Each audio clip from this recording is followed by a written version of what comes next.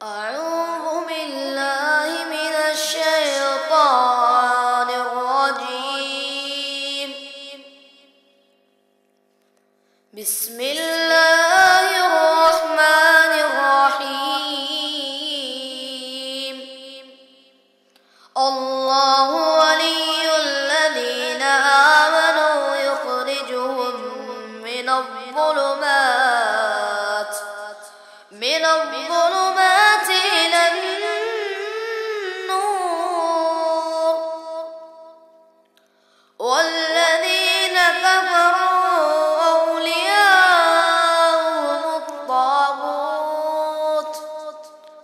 أولياؤهم الطاغوت يخرجونهم من النور إلى الظلمات. أولئك أصحاب النار هم فيها خالدون. وكل ضلالة في النار. فأعوذ بالله السميع العليم من الشيطان الرجيم. بسم الله الرحمن الرحيم.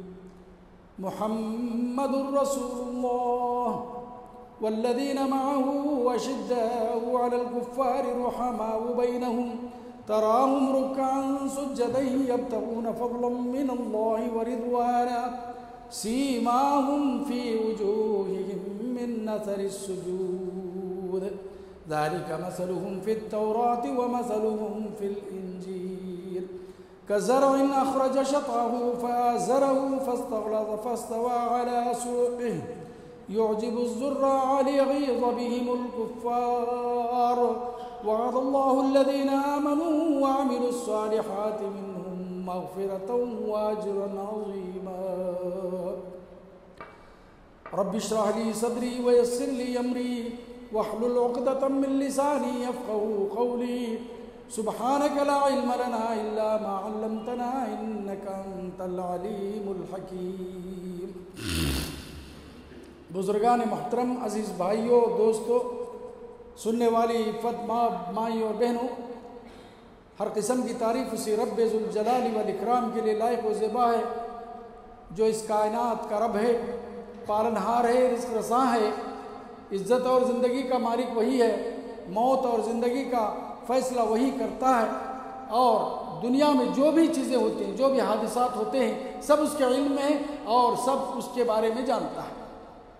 لکھوں کا انگنت محدود درود و سلام نازل ہو جیو جناب محمد عربی صلی اللہ علیہ وسلم پر کہ آپ نے بے کم و کاست اللہ کی طرف سے جو بھی پیغامات آپ کو ملے وہ آپ نے پوری دیانتداری اور پوری امانت کے ساتھ اس امت کو پہنچا دیا، اور آخری آپ کے حجۃ الوداع کے موقع پر اتمام حجت کر کے پوچھ لیا کہ الا هل بلغت، بتاؤ. لوگ 1 لاکھ سے زیادہ لوگ تھے. کہا کہ میں نے پہنچایا کہ نہیں پہنچا؟ کہا کہ پہنچا دیا. پھر آپ نے کہا کہ اللہم اشہد، اے اللہ تو گواہ رہنا کہ میں نے وہ تمام احکام پہنچا دیے، کوئی چیز باقی نہیں رہی. تو دین کے نام پہ کوئی بھی چیز میں نہ اضافہ کیا جا سکتا ہے نہ اس میں سے کمی کی جا سکتی ہے. دین کے نام پہ ثواب کی نیت سے شریعت سمجھ کر کے کوئی کام نیا کر لینا، دین میں من احدث فی امرنا ھذا فہو رد. بخاری شریف کی صحیح متفق علیہ روایت ہے. جناب رسول اللہ صلی اللہ علیہ وسلم فرمایا ہمارے اس دین میں جو اللہ نے مجھے بتایا اور میں نے جو دیا امت کو، اس میں کسی نے کوئی نیا کام یا نئی کوئی چیز ڈال دی شریعت سمجھ کر کے، وہ چیز ناقابل قبول ہے. اسی کو بدعت کہتے ہیں. تو وہ کوئی بدعت حسنہ یا بدعت سیئہ وغیرہ سب نہیں ہے، بلکہ یہ بدعت بدعتی ہے. تو فرمایا آپ نے وہ تمام احکام پہنچا دیے، کوئی چیز چھوڑی نہیں. اگر آپ کوئی چیز کا اضافہ کرتے ہیں تو اس کا مطلب یہ ہوا کہ جناب رسول اللہ صلی اللہ علیہ وسلم نے وہ چیز نہیں پہنچائی اور آپ اس کو مکمل کر رہے ہیں.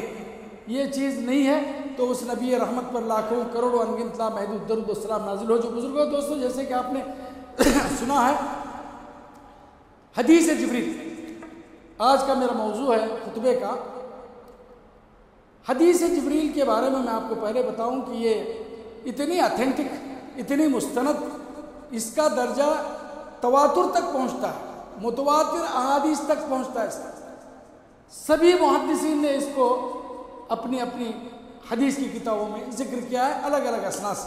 تقریباً 6 صحابہ سے یہ حدیث روایت ہے، حضرت عبداللہ ابن عمر سے، حضرت ابو ہریرہ سے، حضرت انس بن مالک سے، اور بھی دوسرے صحابہ سے یہ روایت ہے۔ اور پھر امام بخاری نے، امام مسلم نے، امام ترمذی نے، امام ابو داؤد نے، امام نسائی نے، ابن ماجہ نے، موطا ابن مالک نے، امام بغوی نے، اور بہت سے لوگوں نے اس کو ذکر کیا، اور یہ تواتر تک پہنچتی ہے۔ یہ کتاب، یہ حدیث اتنی مفید ہے امت مسلمہ کے لیے کہ جس کو سمجھتے ہوئے جامعہ اسلامیہ کے ایک محدث اعظم عبد المحسن حمد العبر ان کا نام ہے، انہوں نے اس کی 150 صفحات پر تشریح کی ہے، فل اسکیپ کے صفحات میں عربی میں، اور اس کا ترجمہ حافظ زبیر علی زئی نے کیا ہے، جو آپ کو دستیاب ہے، مل جائے گی۔ تو یہ حدیث کیا ہے؟ آئیے میں آپ کو شروع کر دیتا ہوں ایک ہی مرتبہ، بشرطے کہ آپ میرے ساتھ رہیں۔ ایک ایسے جیسے بالکل ہمارے سامنے ہو رہا ہے ویسے ایک ڈرامیٹیکل انداز میں ہم آپ کے سامنے پیش کرتے ہیں کہ ہوا یوں کہ بینما کنا مع رسول اللہ صلی اللہ علیہ وسلم اذ طلع علینا رجل شدید بیاض السواد شدید بیاض الثياب وشدید سواد الشعر۔ کہتے ہیں حضرت عمر فاروق رضی اللہ تعالیٰ عنہ کی روایت ہے، وہ کہتے ہیں کہ ایک مرتبہ کا واقعہ ہے کہ ہم جناب رسول اللہ صلی اللہ علیہ وسلم کے ساتھ بیٹھے ہوئے تھے۔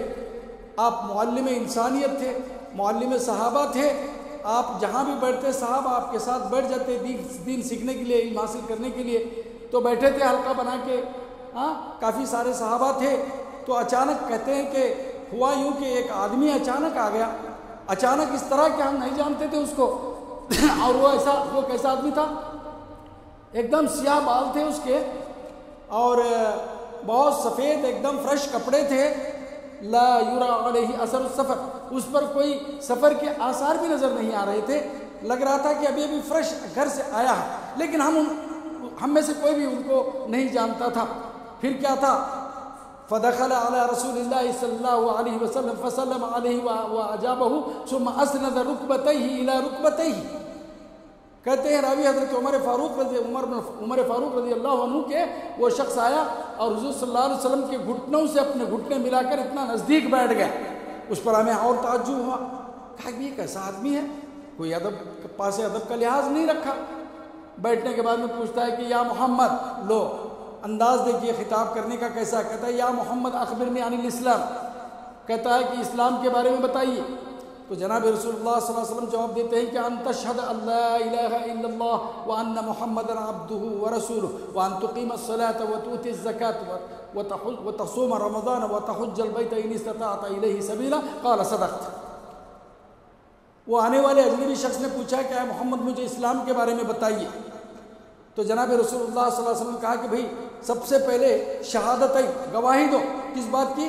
کہ اللہ کے سوا دوسرا کوئی معبود برحق نہیں ہے، عبادت کے لائق نہیں ہے، میں اس کی گواہی دیتا ہوں، اور جناب محمد رسول اللہ صلی اللہ علیہ وسلم اللہ کے سچے پیغمبر اور رسول اور بندے ہیں، اس کی گواہی دو، اور اس پر تمہارا ایمان عمل ہونا چاہیے۔ کہا کہ اس کے بعد پھر آپ نے فرمایا ان تقیم الصلاۃ، کہ تم نماز قائم کرو۔ پھر آپ نے فرمایا زکوٰۃ ادا کرو۔ پھر فرمایا ماہ رمضان مبارک کے روزے رکھو، اور اگر حیثیت دیا ہے تو اللہ تعالیٰ نے آپ کو حج کر لیا کرو، یہ آپ نے بتایا۔ تو پھر کیا ہوا؟ اس شخص نے کہا کہ صدقت، کہا کہ آپ نے بالکل صحیح کہا، انہیں پوچھ بھی رہا ہے اور تصدیق بھی کر رہا ہے۔ آئیے اسلام کے ارکان پر تھوڑی سی گفتگو کر لیں۔ اس کے علاوہ بھی ایک دوسری حدیث ہے اس کی تائید میں کہ آپ نے فرمایا کہ بنی الاسلام علی خمس شہادت لا الہ الا اللہ واقام الصلاۃ وایتاء الزکاۃ وصوم رمضان والحج، ایک دوسری ارکان اسلام پر مشتمل ایک حدیث ہے کہ اسلام کے 5 ارکان ہیں، شہادتیں، نماز، روزہ، حج، زکوٰۃ۔ تو یہاں معاملہ یہ ہے کہ شہادت دینے کا مطلب زبان سے کہہ دینا۔ بہت سے لوگ بعض کسی قصے کہانی میں، ناول میں یا فلم وغیرہ کے ڈائلاگس میں بھی بول دیتے ہیں لا الہ الا اللہ محمد رسول اللہ، تو اس طرح مسلمان نہیں ہوا۔ تو اس کو جان کر پورے یقین کے ساتھ اور اس پر کاربند رہتے ہوئے اور اس پر اپنے عملی مظاہرہ کرتے ہوئے زندگی بھر کاربند رہے تو وہ ان شہادتین کا قائل مسلمان ہوا. بس اتنا کافی ہے. اس کے بعد آئیے نماز. کہیں بھی قرآن اور حدیث میں نماز پڑھو بول کے حکم نہیں ہے. نوٹ کر لیجیے اس چیز کو. عربی میں نماز پڑھو کو صلی الصلاۃ بولتے ہیں. عربی زبان میں صلی الصلاۃ نماز پڑھی. لیکن کہیں بھی قرآن میں یا حدیث میں صلی الصلاۃ نہیں ہے. اقیم الصلاۃ بول کے والذین یقیمون الصلاۃ ومما رزقناہم ينفقون. پہلے ہی آیت ہے الف لام میم ذلک الکتاب لا ریب فیہ ھدی للمتقین الذین یؤمنون بالغیب ویقیمون الصلاۃ ومما رزقناہم ينفقون. قرآن میں اقیم الصلاۃ وآتوا الزکاۃ. نماز قائم کرو کہا, نماز پڑھو نہیں کہا. نماز قائم کرنے میں اور نماز پڑھنے میں بہت فرق ہے. نماز پڑھنے میں یہ ہوتا ہے کہ آدمی آتا ہے کچھ ارکان ادا کر کے چلا جاتا ہے, لیکن نماز قائم کرنے کا مطلب یہ ہے کہ پہلی بات تو یہ ہے کہ تمام نماز کے ارکان کے ساتھ, تمام نماز کے ارکان کے ساتھ خشوع و خضوع کے ساتھ, للہیت کے ساتھ, توجہ و انہماک کے ساتھ اللہ کے سامنے اپنی عبادت اور بندگی پیش کرے. یہ ہوئی نماز. میں نے دیکھا بعض لوگوں کو 1 منٹ میں 4 رکعت نماز پڑھ لیتے. ٹائم بھی جوڑ کر دیکھا میں, 1 منٹ میں 4 رکعت نماز ہو گئی. میں نے ان سے بڑے ادب سے کہا کہ بھئی یہ کیا نماز ہوئی کہ 1 منٹ میں 4 رکعت پڑھی. کہا کہ آج بہت سلو پڑھا ہوں صاحب, 1 منٹ میں 4 کیا میں 6 رکعت بھی پڑھ سکتا ہوں بول دیا. مطلب وہ یہ کہہ رہا ہے کہ میں بہت کم وقت میں زیادہ نماز پڑھتا ہوں. یہ نہیں ہے. اب آئیے اس کے جواب میں ایک چیز پیش کرتا ہوں. ایک مرتبہ مدینہ منورہ میں جناب رسول اللہ صلی اللہ علیہ وسلم عصر کی نماز اپنے صحابہ سے کے ساتھ جماعت سے پڑھ کر کے فارغ ہو کے تشریف فرما تھے کہ ایک صاحب مسبوق ہوئے, بعد میں آئے. آنے کے بعد میں انہوں نے عصر کی نماز پڑھی اور سوچا کہ چل کر کے محفل میں بیٹھوں. جا کے سلام کیا. کرنے کے بعد میں جناب رسول اللہ صلی اللہ علیہ وسلم نے فرمایا وعلیکم السلام ارجع فصلی فإنک لم تصلی. کہا کہ جاؤ میاں جا کر کے نماز دوبارہ پڑھ لو, کیونکہ جو تم نے نماز پڑھی ہے وہ گویا نماز ہی نہیں ہوئی. وہ بیچارہ گیا, اب جا کر کے پڑھا, پڑھ کے پھر آ کے سلام کیا, پھر آپ نے پھر بھیجا, پھر پڑھا, پھر 3 مرتبہ کے بعد میں آپ نے فرمایا. اس شخص نے کہا کہ حضور والا مجھے تو بس اتنا ہی آتا ہے جو میں پڑھا, اس سے زیادہ مجھے نہیں آتا ہے. پھر آپ نے فرمایا کہ تم جو نماز پڑھے ہو یہ نماز نہیں ہے, یہ کچھ پریکٹس ہے, یہ کچھ ایکٹیویٹیز ہے. نماز تو اللہ کے حضور خشوع اور خضوع کا نام, سجدے اور قیام اطمینان کے ساتھ اور بے انتہا تمام دعاؤں کے ادعیہ کے ساتھ ہونا چاہیے. اب اللہ اکبر جب بول جاتے ہیں تو کیا آتا ہے نماز کے بارے میں؟ تحریم و تکبیر و تحلیل و تسلیم. حدیث میں ہے نماز تکبیر تحریمہ کے ساتھ تمام چیزیں حرام ہو جاتی ہیں, کوئی دوسری چیز اس میں نہیں. تکبیر تحریمہ اسی لیے بولتے ہیں, اللہ اکبر جب بولتے ہیں رکعت باندھنا بولتے ہیں, رکعت باندھنا یہ تکبیر تحریمہ. اس کے بعد میں تمام چیزیں حرام ہو جاتے ہیں. کیا حرام ہو جاتے ہیں؟ بات کرنا, چیت کرنا, لینا دینا, گفتگو کرنا, موبائل فون کرنا, چائے پینا, مطلب غیر ضروری جو چیزیں ہیں عبادت سے ہٹ کر کے وہ تمام چیزیں حرام ہو جاتی ہیں. اس کو تکبیر تحریمہ بولتے ہیں. اور آپ نے تکبیر تحریمہ کے بعد میں جب نماز میں داخل ہو گئے تو پھر ان حرام چیزوں سے حلال کب ہو جاتے ہیں؟ تحلیل و تسلیم. جب سلام پھیر دیا تو حلال ہو جاتا ہے. اس کے بیچ میں جو کچھ بھی ہے وہ تمام چیزیں اللہ کے لیے. آپ کی تسبیح ہے, تحلیل ہے, رکوع ہے, سجود ہے, رکوع کی دعا ہے, سجدے کی دعا ہے, 2 سجدوں کے بیچ کی بھی ایک دعا ہے. کچھ لوگ سجدہ کرتے ہیں. میں نے اس سے پہلے بھی عرض کیا تھا کہ صاحب نماز آپ کی کم سے کم 2 رکعت نماز جو ہے 5 منٹ میں ہونی چاہیے. آج کے حساب سے 2 رکعت نفل نماز 2 رکعت کم سے کم 5 منٹ, کم سے کم, زیادہ بھی ہو سکتی ہے. لیکن آپ نے 1 منٹ میں 4 رکعت نماز پڑھ لی تو شاید بہت جلدی کر دیا آپ نے. تو نماز میں آپ نے کسی موقع پر فرمایا کہ یہ جو سجدے کرتے ہیں ٹک ٹکا ٹک ٹک جو کر رہے ہیں, نقرت الغراب فرمایا آپ نے, یہ کوے کی ٹھونگ ہے, یہ سجدہ نہیں ہوا ہے. سجدہ کرو تو پورے تصور کے ساتھ کہ میں اللہ کے سامنے سجدہ ریز ہو رہا ہوں. تو نماز کا یہ معاملہ ہے. ابھی دیکھیے چند 60 دنوں کے بعد تقریباً کچھ مہینے رہ گئے, 60 یا کچھ آگے پیچھے, رمضان مبارک کا مہینہ آ رہا ہے. بڑا عظیم مہینہ آ رہا ہے. اس میں ایک تماشا یہ ہوتا ہے, شبینہ بول کے بڑے بڑے پوسٹر چھاپتے ہیں, بڑے نام لکھے جاتے ہیں, فلاں قاری صاحب, حافظ صاحب یہ ہیں, وہ کہا فلاں مسجد میں شبینہ. تو بڑا شور تھا. ایک مرتبہ یہاں بیجاپور میں ایک مہتر محل کے پاس مسجد ہے, میں دیکھیں گے کیا تو ہوتا ہے بول کے ایک مرتبہ جا کے دیکھا. آپ یقین مانیے 4 گھنٹے کے اندر تراویح بھی ہو گئی اور 20 رکعت کی تراویح بھی ہو گئی اور پورا قرآن مجید بھی ختم ہو گیا۔ اب مجھے تو نہیں معلوم ہوا کہ صاحب نے عربی پڑھی یا فرانسیسی پڑھی یا جرمنی پڑھی یا لیٹنی پڑھی۔ آپ کو میں بتا دیتا ہوں، کسی اچھے حافظ کو، پرفیکٹ حافظ کو لا کر کے قرآن مجید دے کر کے ٹائم سیٹ کر دیجئے، ٹائم جوڑ لیجئے اور پڑھنے کے لیے بولیے، اٹھنا نہیں انہوں، بازو پانی کا گلاس وغیرہ رکھیے تاکہ کچھ حلق وغیرہ سوکھ جائے تو تر کرنے کے لیے، اور بیٹھیے آپ لوگ اور ٹائم جوڑیے۔ آپ دیکھیں گے کہ 8 گھنٹے سے پہلے قرآن مجید کمپلیٹ نہیں ہوتا۔ بیٹھ کر کے کنٹینیو قرآن مجید پڑھ کر کے ختم کیا الف لام سے والناس تک، تو 8 گھنٹے لگتے ہیں اس کو، جبکہ پورے نماز کے اراکین کے ساتھ، رکوع کے ساتھ، سجدے کے ساتھ، اٹھنا بیٹھنا کرتے ہوئے 20 رکعت میں 4 گھنٹے کے اندر پورا قرآن مجید کیسے ختم ہوگا؟ کیا یہ قرآن کے ساتھ مذاق نہیں ہے؟ یا پھر جناب رسول اللہ صلی اللہ علیہ وسلم کی اس حدیث کا النگھن نہیں کہ آپ نے فرمایا تم میں سے کوئی بھی آدمی اگر قرآن مجید ختم کرنا چاہو تو 3 دن سے پہلے قرآن مجید مت ختم کرو، یہ آپ نے فرمایا 3 دن سے پہلے ختم نہیں ہونا چاہیے قرآن۔ بیٹھے بیٹھے آپ نے اس طرح کر لیا، اور کہاں ایک رات میں پورا قرآن مجید ختم کرنا؟ تراویح کے اندر شبیہ نام، اس کا نام کس نے رکھا؟ صحابہ اگر چاہتے تو حضرت عبداللہ ابی بن کعب جو ہے حضور صلی اللہ علیہ وسلم کے خاص قاری دربار رسول تھے، ان کو نہیں فرماتے تھے آپ؟ عمر فاروق کے 10.5 سال کے زمانے میں بھی آپ فرما سکتے تھے کہ بھئی ایک رات آج شبیہ نہ رکھ لو، مدینہ کے اندر نہیں ہوا۔ یہ تمام جو چیزیں ہیں یہ ایک الگ الگ ٹیکٹس ہے پیسے وصولنے کی۔ خیر، اقیم الصلاۃ کہا، نماز کو قائم کرو، تو ایک مطلب خشوع اور خضوع، ارکان کی صحت کی ادائیگی کے ساتھ، اور دوسرا پابند رہنا چاہیے، کبھی پڑھا کبھی چھوڑا یہ نہیں، اور اوقات پہ پڑھنا چاہیے، جماعت کے ساتھ پڑھنا چاہیے۔ اس سے عام کوئی کام نہیں، بس سوچنے کا فرق ہے۔ مثال طور پر آپ کو اگر معلوم ہے کہ ٹرین گول گمبز ایکسپریس ٹھیک 5 بجے نکل جاتی ہے، تو آپ میں سے کوئی بھی یا میں بھی 4:45 بجے وہاں پہنچ جاتے ہیں۔ یقین مانیے 4:45 بجے یا 5 کو 5 منٹ باقی رہتے پہلے ہی پہنچتے ہیں۔ ایسا کبھی نہیں ہوتا کہ بھئی چلے جی آتی رہے گی گاڑی، ہم بھی پہنچتے رہیں گے 5:15 بجے، جا کے دیکھتے گاڑی نکل گئی، کچھ نہیں کرتے، آپ اپنے آپ کو ملامت کرتے ہیں۔ یہ دنیا کا ایک معاملہ ہے۔ نماز 1:30 بجے ہے ظہر کی، مان لو تھوڑی دیر کے لیے کسی مسجد میں 1:15 بجے، کسی میں 1:30 بجے، کہیں 1:45 بجے، اور آپ جو ہے 1:45 بجے گھر سے نکلتے، نماز ہو گئی رہتی ہے، ابھی وہ لوگ دعا وغیرہ کر کے 2 رکعت نفل پڑھتے تک آپ 4 رکعت فرض اور 2 رکعت نفل پڑھ کے ان سے پہلے نکل جاتے ہیں۔ مطلب یہ ہوا کہ نماز کے اوقات کی پابندی اور 5 وقت کی نماز سنن و نوافل کے ساتھ اور پورے ادب و احترام کے ساتھ، اہتمام کے ساتھ پڑھنے کو کہتے ہیں اقام الصلاۃ، نماز قائم کرنا۔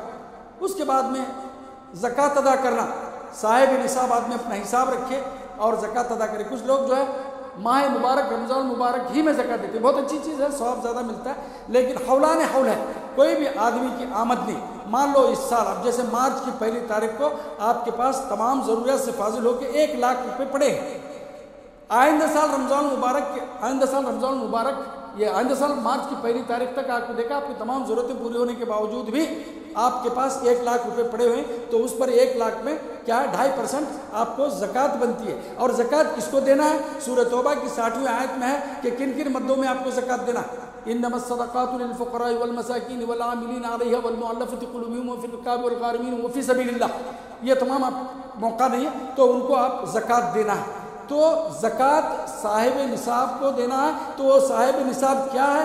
کسی کے پاس حولان حول 1 سال بھر گزرنے کے بعد ایک رقم فاضل بچی رہتی ہے، اس کے جائز ضرورتیں پوری ہونے کے بعد، جائز ضرورتیں، ایسے ہی سونا ہے، بکری ہے، وہ ایک الگ تفصیل ہے، بکریوں پر کتنا، گائے پر کتنا، بارش کے پانی سے جو پیک آتی ہے اس پر یا نہیں، تو ایسے وہ تمام تفصیلات کتاب، یہ کتاب ہے فقہ الزکوٰۃ، ڈاکٹر یوسف القرضاوی کی بڑی اہم اور قیمتی کتاب ہے، اردو میں ہے، فقہ الزکوٰۃ، نام تو عربی ہے لیکن عربی میں ہے کتاب، لیکن اس کا اردو میں ترجمہ بھی ہوا ہے، اس میں بڑے مسائل ہیں، اس میں بہت باریک باریک مسائل بھی ہیں۔ تو زکوٰۃ کے بعد میں آتا ہے آپ کا رمضان المبارک کا مہینہ، رمضان المبارک کے روزے، پھر اس کے بعد میں حج کی تفصیلات میں نہیں جاتا۔ یہ جبریل آئے تھے اور انہوں نے پوچھا کہ یا محمد اخبرنی عن الاسلام، تو اسلام کے بارے میں آپ نے یہ ارکان اسلام 5 بتائے۔ اس کے بعد میں اس نے کہا صدقت، بالکل صحیح کہا آپ نے، پوچھ بھی رہا ہے وہ اجنبی شخص اور تصدیق بھی کرتا جاتا ہے۔ اس کے بعد پوچھتا ہے یا محمد اخبرنی عن الایمان، ایمان کے بارے میں بتائیے، تو پھر آپ نے فرمایا ان تؤمن باللہ وملائکتہ وکتبہ ورسلہ والیوم الآخر والقدر خیرہ وشرہ، آپ نے فرمایا کہا کہ بھئی ایمان تو یہ ہے کہ آپ کا ایمان اللہ پر ہو، اللہ پر ہو، آمن باللہ و ملائکتی، فرشتوں پر، رسولوں پر ہو، کتابوں پر ہو، یوم آخرت پر ہو، قدر پر ہو، اچھی اور بری تقدیر پر ہو۔ اب سب سے پہلے اللہ پر ایمان کا مطلب کیا ہے؟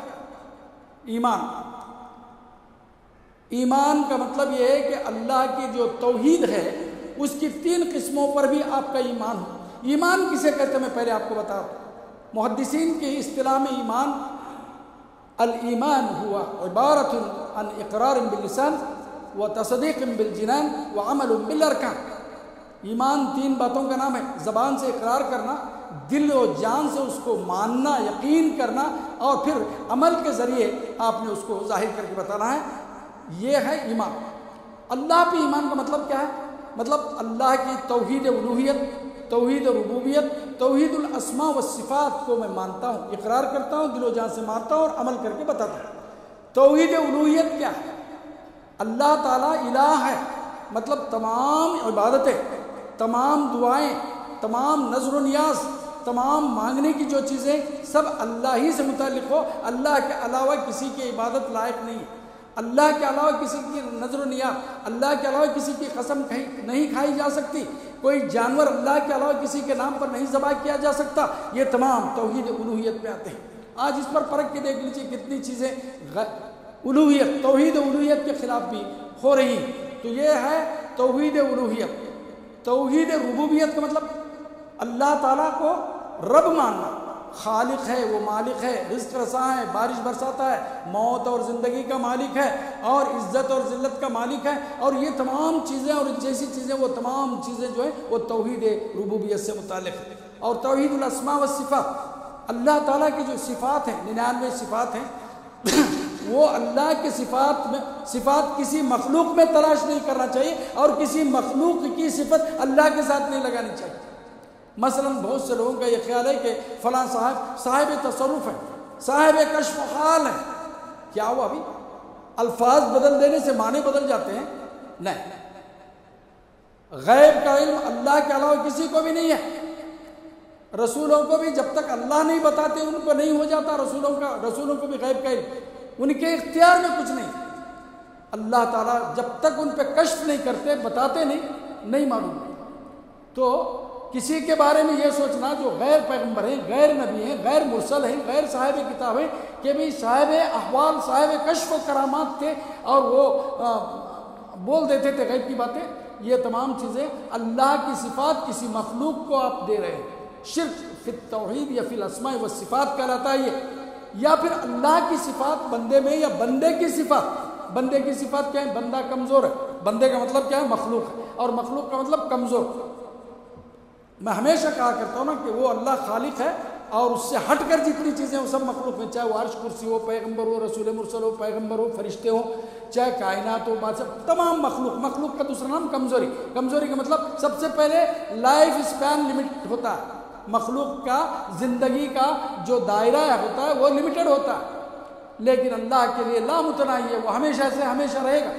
کل من علیہ فان ویبقى وجہ ربک ذو الجلال والاکرام، سورۃ الرحمن میں فرمایا کہ ہر چیز فنا ہونے والی ہے سوائے اللہ کی ذات کے، وہی ہمیشہ ہمیشہ رہے گا۔ تو آپ دیکھیں گے کہ جو بھی مخلوق ہے وہ کمزور ہے۔ کمزوری کا مطلب کیا؟ اس کو بھوک لگتی ہے، پیاس لگتی ہے، بیوی کی بچوں کی ضرورت پڑتی ہے، خدمت کی ضرورت پڑتی ہے، بیمار ہوتا ہے، علاج چاہیے اس کو، ہاں، اور پھر بارش چاہیے اس کو، بہت سی چیزیں۔ یہ صفتیں اللہ کے لیے سمجھنا یا اس کو کرنا کہ بھئی نعوذ باللہ من ذالک، نقل شرک کرنا باشد کہ کہنا کہ بھئی اللہ کو بھی بھوک لگتی ہے، یا اللہ کو بھی بچوں کی ضرورت ہے، اللہ کو بھی پریوار کی ضرورت ہے، یہ کہنا شرک فی الاسماء والصفات۔ بعض لوگ جو ہے اللہ کا پریوار بھی ثابت کرتے ہیں، اور بعض لوگ جو ہے اللہ تعالیٰ کے وہ چیزیں جیسے اپنی چیزیں ویسے کرتے ہیں۔ مختصر یہ کہ توحید الاسماء والصفات کا مطلب ہے کہ اللہ کی صفات مخلوق میں نہیں تلاش کرنا چاہیے، اور مخلوق کی صفات اللہ کو نہیں لگانا چاہیے۔ بس اس کے جو صفات ہیں، لیس کمثلہ شیء وہو السمیع البصیر، اللہ کی ذات اقتا۔ تو یہ توحید الایمان باللہ۔